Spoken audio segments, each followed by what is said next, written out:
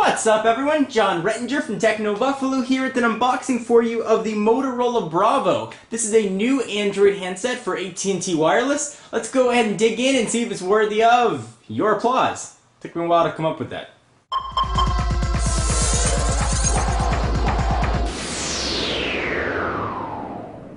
So in typical unboxing fashion, the box has a picture of the device on the front, some specs on the side right there, but we're going to go ahead and talk more about those in a minute. Talked about what's inside the package, but once again, we're going to see what's in there. And I know everybody's starting to count down in the comments to show when the unboxing begins, so I'm going to make the box tour relatively quick here. Here are some more of the specs on the back, but we're going to run through all of those once the phone is out of it.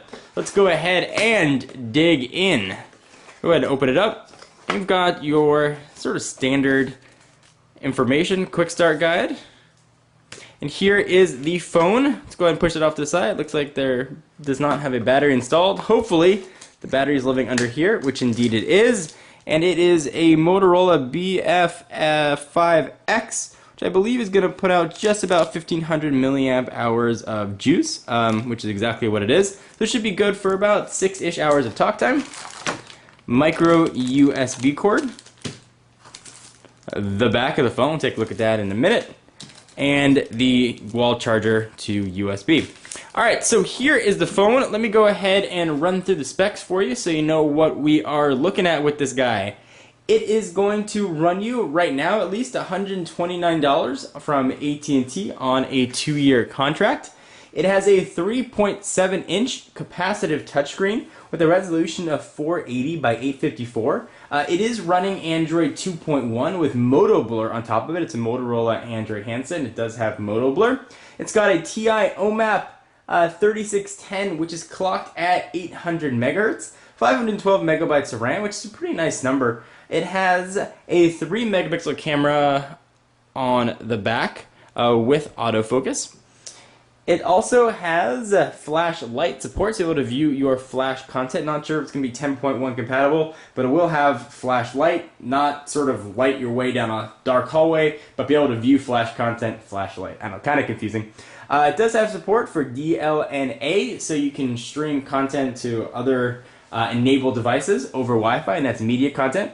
It's got something called Crystal Talk Noise Suppression, which does exactly what you'd expect. It's going to suppress noise, not what you're saying to the phone, but what everybody else around you is saying. So if you're in a car on a Bluetooth, actually Bluetooth's not going to work, but if you're in a car and somebody else is driving, it's going to block out all of that engine noise. Alright, so let's go ahead and take a look at the phone itself. It's sort of a unique design. It's got a rounded sides, which you don't really see. It almost has a pebble-ish looking form factor to it. I would say the phone almost looks similar to the Palm Pre, certainly without the slide-out keyboard, but in that round form factor. So you've got your Moto Blur icons on the bottom, menu button, home button, and back button, clearly labeled. Texting and driving, it can wait. Yes, indeed it can.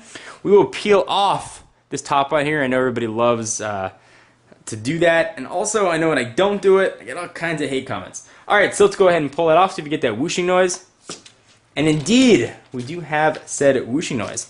Let's go ahead and see what the back of this thing is going to look like, if it's soft touch rubber, if it's plastic, and all that business. It looks like it is, drum roll, going to be soft touch. So it does have sort of that nice grippy feel to it. We'll pop the battery in and see what the build quality feels like in just a moment.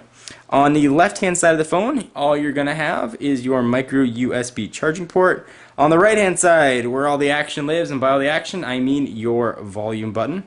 On the bottom, you just have a microphone. On the top, 3.5mm headset jack, and your power and lock button. Let's go ahead and pop in the battery, and while I'm yammering, we'll boot this guy up. It does have a 2GB micro SD card installed, and of course you can expand that to whatever size you like. This is a big battery. Go ahead and pop that in. Usually on devices that are sort of the mid-range Android, you usually get a smaller battery, 1500 milliamp hours. I would assume this guy's going to last you quite a bit.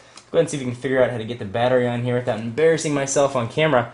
You can see right off the bat, it's got sort of a unique look to it, with the chrome, or at least parent chrome, and then the back. Alright, so slid that back on.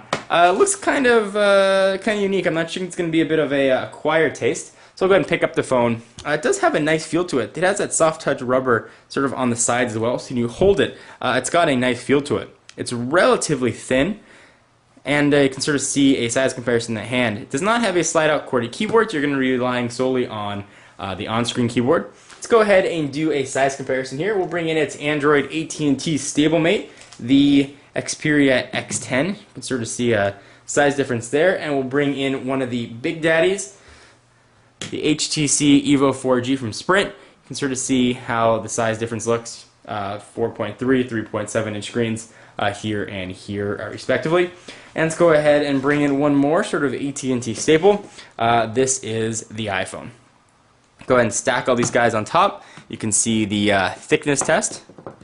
And it does look like the Bravo is holds its own, and it does have a nice amount of thickness to it. The phone's got some good feel to it. Let's go ahead and power this guy on and see what we got. I assume we're going to get sort of the typical Android BizNAS here. I've got very small AT&T branding down there. Actually, I didn't even see it at first. The phone's got a very nice feel to it. For a mid-range device, it has a lot of sort of premium-ish things to it. So you've got the chrome, you've got the soft touch back. I would have liked a higher megapixel camera, but I'll sort of hold off on opinions until I get a chance to use it. 3 megapixel could be just alright. So there is the Moto Blur interface. It's going to go ahead and boot up and probably give me the first sort of Android setup options. Very loud AT&T 3G boot screen. I'll go ahead and use this guy, of course, as I do with all my phone reviews for about a week or so, and I'll do my 20 call test to determine call quality, signal strength, and if this has any sort of reception or dropped call issues. Of course, you can see there's some live wallpaper action going on. It looks like the phone is all ready to be set up, which is kind of nice. Let's go ahead and unlock it just real quickly. See what we can do here. Emergency calls only. So this is a unboxing and I guess first look as well at the new AT&T Motorola Bravo. I hope you guys enjoyed. I'm John Rettinger from Techno Buffalo. Stay tuned to the channel for a ton more coverage of this guy. I'll see you in the next video. Bye-bye.